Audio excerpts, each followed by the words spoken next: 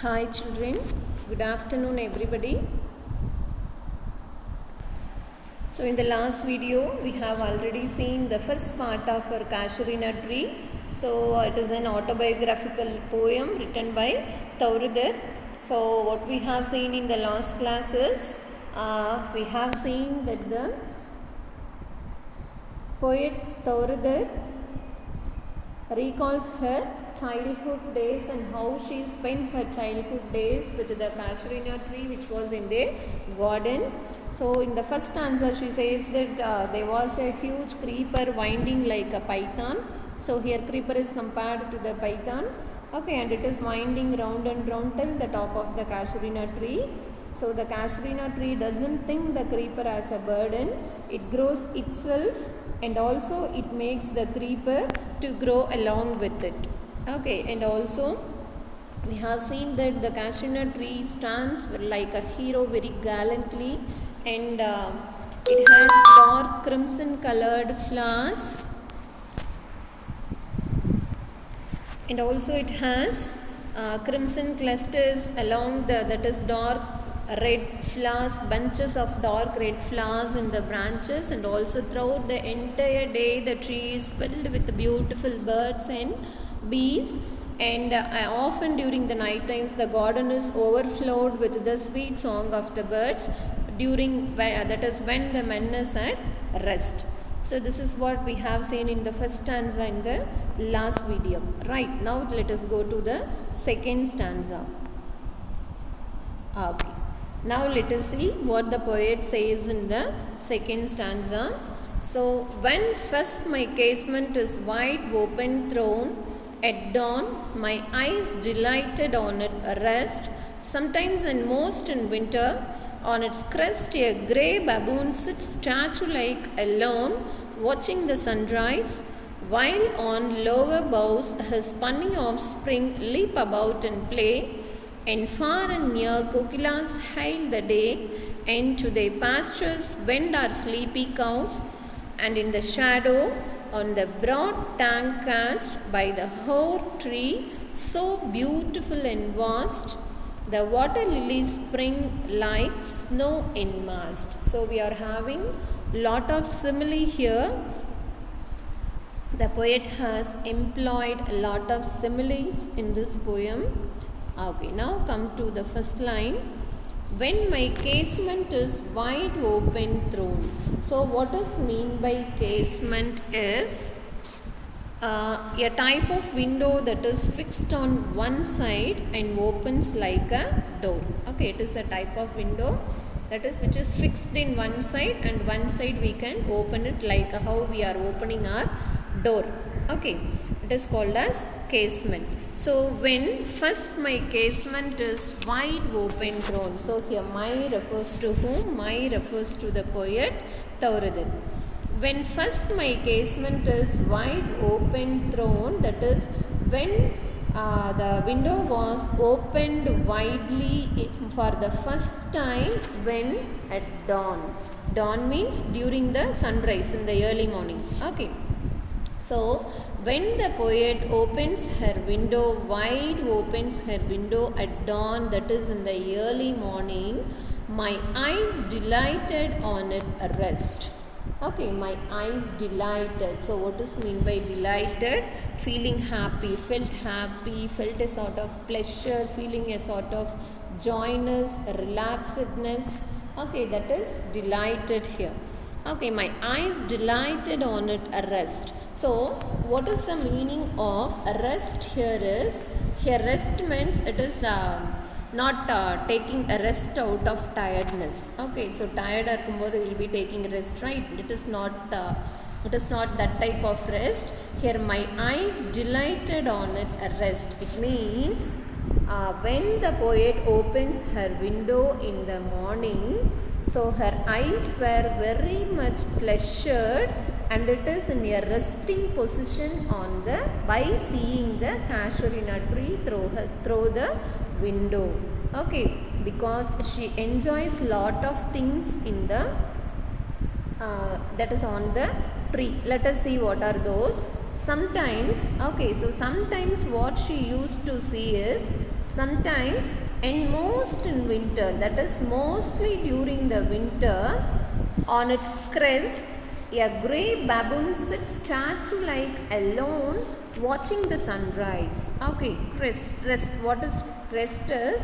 It is the top of the tree. Okay, top of the casuarina tree. Sometimes and mostly during the winter season, on the top of the tree, a grey baboon. Okay, so a grey baboon means a grey colored monkey. It is a type of African monkey. It will be found in Africa and Asia. Okay, so a grey baboon sits statue-like. So how it is sitting in the tree is, it is sitting like a statue without any movement. It is sitting like a statue alone. Okay, and how it is sitting? It is sitting very lonely, watching the sunrise. And what it is doing there in the top of the tree, sitting like a statue alone, is it is watching the sunrise. That is, the grey baboon is watching the sunrise by sitting on the top of the tree. Okay, while on lower boughs. So what is boughs? Boughs means branches in the tree. Okay, so while on lower boughs, his punny offspring leap about and play. So what is leap? Leap means jumping.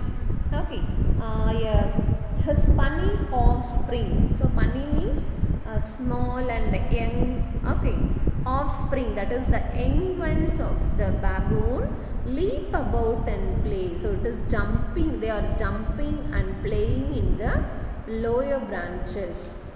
And so this is one sight which she used to see, which the poet used to see during the early morning when she wakes up. Okay, so mostly during the winter season, she'll be watching the baboon sitting in the top of the tree alone, sitting like a statue and watching the sunrise. While in the lower branches, its small and young offspring used to jump and play in the lower branches. Okay, and far and near kokilas hailed the day, and to their pastures went our sleepy cows. Okay, and far and near kokilas hailed the day. So what is kokilas is? It is a type of bird. Okay, a type of bird which belongs to the cuckoo family. That is kokilas. Okay, and far and near kokilas hail the day. That is, they are making the day to start up. That is, they are by their sweet twittering in the tree, by their sweet screeching and twittering in the tree, it is making the day to wake up and to their pastures. Okay, so pastures means that is grasslands. Okay, land covered with grass, so that the animals, grazing animals like cattle, sheep, cow, okay, they'll be going for grazing. That is a grazing land filled with the grass which is suitable for grazing for the cattle. It is called as pastures. Okay, and to the pastures went our sleepy cows. Okay, so the cows which were in a sleepy mood in the morning. Okay, so sleepy means not sleeping, feeling a sort of drowsiness. So when we wake up in the early morning, for some time we will be feeling sleepy, right? That is, okay.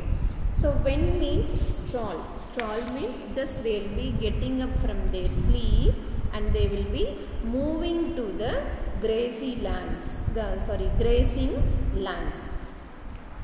And in the shadow, on the broad tank cast by the hoar tree, so beautiful and vast, the water lilies spring like snow in mast. Okay. So, and also what happens, so in the early morning, the birds will be singing beautifully from the tree, making the day to start up very freshly. And also by hearing the song of the birds, the cows which were in their sleepy mood will be waking up and they'll be moving to the grazing lands to graze. And also what happens is, and in the shadow on the broad tank cast by the hoar tree. So hoar means it is winter season, right? So frost depositing on the tree, white frost deposits on the tree, that is called as hoar. By that hoar tree, since it is a winter season, the tree is covered with snow, so beautiful and vast, so it is very very beautiful to look. The water lilies spring like snow in mast. Okay, so and also the poet was able to see the water lilies spring. Okay, so down in the so how it looks is, as the tree is covered with snow, it looks like as if in the water lilies are blooming. So what is water lilies? Alli. Okay, alli poo. So it will be in pure white color. Okay, so it looks like the tree is covered with water lilies like snow in mast. In mast means collected or covered or gathered. Okay, so the snow covered tree looks like as if in a pond. How the water lilies will be? So in a pond, if the surface of the pond is covered with lilies, okay, so it will be looking white here and there, white, so completely it will be looking white. So like that, as the tree is covered with snow, it looks as if the water lilies had spreaded on the entire tree. Okay, so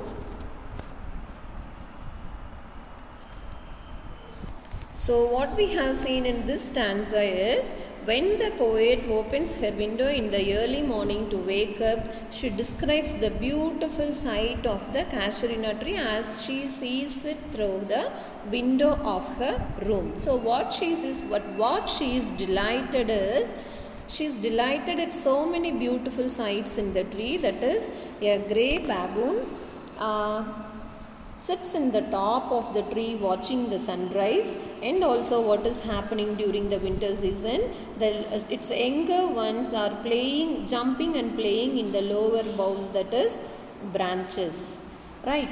And also what happens is, the birds sit in the top of the tree singing beautifully to make the day wake up so fresh, so that the cows which were in their sleeping position also wakes up and goes for grazing. And also the tree is covered with white snow, which looks as if the pond is covered with white lilies. Okay, so these are the beautiful sights seen by the poet Thorudar when she wakes up and looks at the tree in the early morning. Now let us go to the next third stanza. Right. But not because of its magnificence, dear is the casuarina to my soul.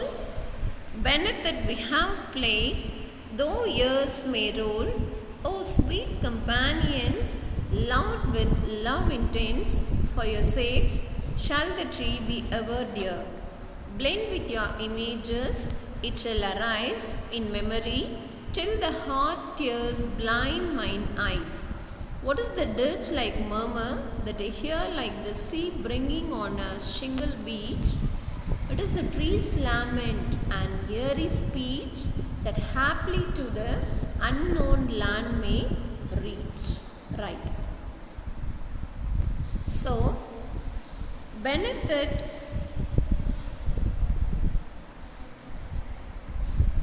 but not because of its magnificence, dear is the casuarina to my soul.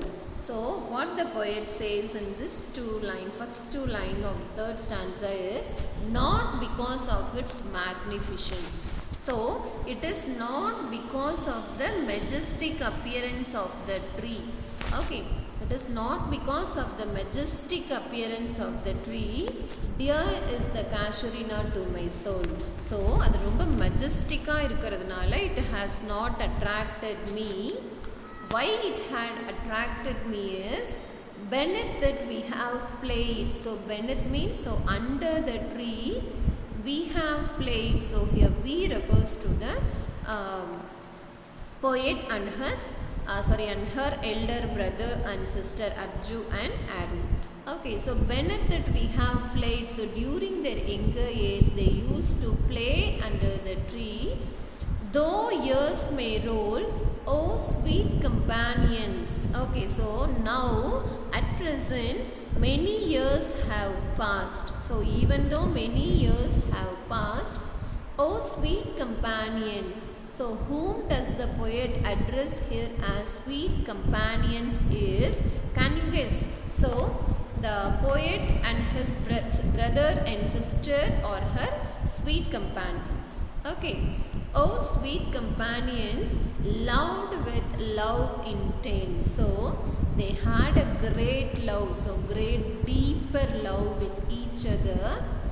For your sake, it is for your sake, shall the tree be ever dear. So listen, for your sake. So it is because of you, ungalukkaga, to remember our remembrance in the past, our memories in the past.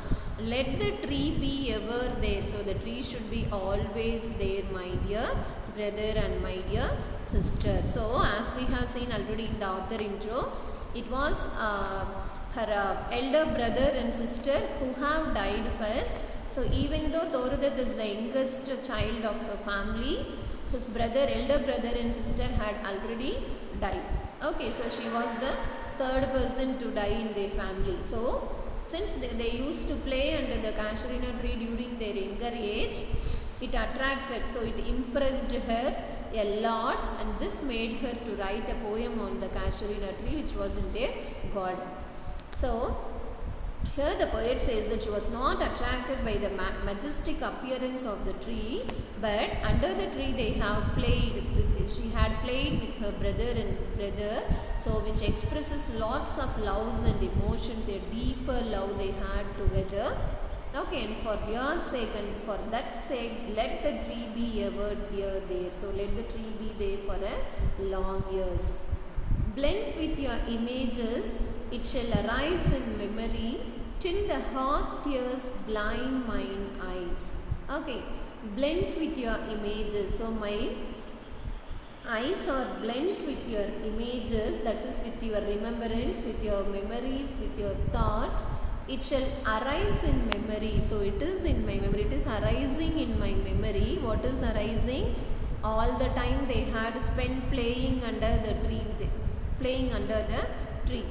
till the heart tears blind mine eyes. Okay, so when I recall all those golden days, all those happy memories which we used to spend under the tree, my eyes are filled with hot tears which makes my vision blurred. Okay, since my eyes are filled with tears, my vision is blurred. Okay, so when I am feeling like this is whenever I recall our past childhood days, right?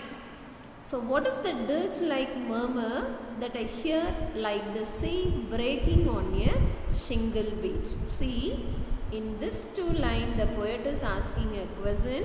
In here in the last two lines she herself is telling the answer, right? What is the dirge-like murmur? So dirge means a lament or a mourning, not mourning, it is mourning. What does mean by mourn? Expressing some sorrow, expressing some sadness. Okay, so what is the dirge-like murmur that I hear? She is asking, what is the murmur which I hear? I am hearing some lamenting sound, some sad sound, some sorrowful sound, some mourning sound. What is that murmur I hear? Like the sea breaking on a shingle beach. So how is that murmur is? She is comparing that sadness, that sound of that murmur to what? Like the sea breaking on a shingle beach. So what is mean by shingle is, in the seashore we may find a rock, we may find many pebbles, right? So when the sea waves come and when the sea waves hits the rocks, or when it comes to the pebbles in the seashore, it will make some sort of sound or a noise. Can you understand? So when the sea waves come and hit the rocks or the pebbles, it will create some sort of noise. Okay. So here the poet compares the mournful sound to the waves that hit on the rock or the pebbles in the seashore, that is in the beach. Okay, so what is that sound I am hearing? She is asking a question, and in the next line she herself is giving the answer. It is the tree's lament. So what is that sound is? It is the lament of the tree. So as how she is missing the casuarina tree, the tree is also missing her and it is lamenting. Okay, so it is also worried, it is also very sad, it is also making some sort of lament, murmur and eerie speech. Okay, what is the eerie speech? A sort of strange speech. Okay, it is making a lament which no one can understand, but I can understand it, because as if how I am lamenting by missing all my brothers and sisters, the tree is also worried because it misses us as we used to play under it. Okay, that haply to the unknown land may reach. Haply, so what is mean by haply? By chance or by luck. Okay, that haply, it is not happily here. Happily means by chance or by luck. That haply to the unknown land may reach. Okay, so it may possibly reach the unknown land. Which may possibly reach the unknown land? The tree is lamenting. Yeah, the tree is lamenting abdina. Let it lament reach to the unknown land. See, I will explain you. Actually, when this poem was written, they were in France. Okay, so after the death of her brother and sister, they have switched to Italy.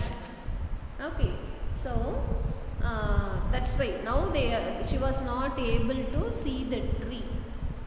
Now she is in one place and tree is in one place. Okay, so she is writing this poem when she had moved out from their native place, but the tree is in their native. Okay, so why the tree is lamenting now is the tree doesn't know where the author is, where the poet is now. So when it laments, it may reach to the unknown land. Okay, so the poet எப்படியாவது அதோட lament கேட்காதா அப்படிங்கிறதுக்காக the tree is lamenting. Understand? So this is what given in this stanza. See, so let me sum up this stanza.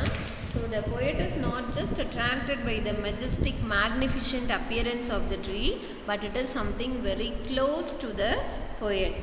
Why it is close and how it is close is beneath it, that is under the tree, she used to play with her brother and sister, which exposed a lot of love, very deep love towards each other.